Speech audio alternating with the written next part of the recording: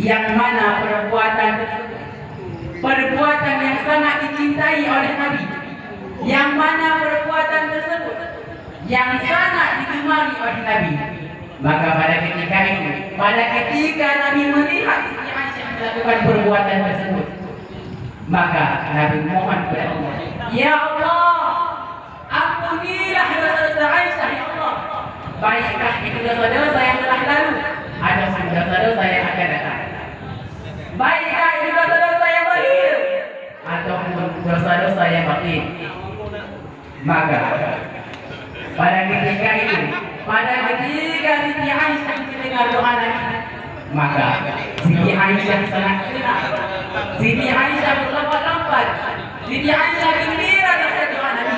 Lalu Nabi bertanya kepada Aisyah, ya Aisyah, apakah engkau sangat senang dengan doa Nabi Aisyah? Apa kata Aisyah?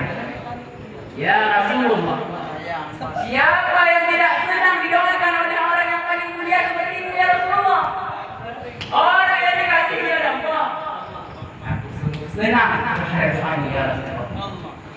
Maka Nabi menjawab, wahai Aisyah, ketahuilah oleh doa seperti inilah setiap hari, setiap saat aku meminta kepada Allah untuk umatnya, untuk umat-umat yang beriman kepadaku, Nabi.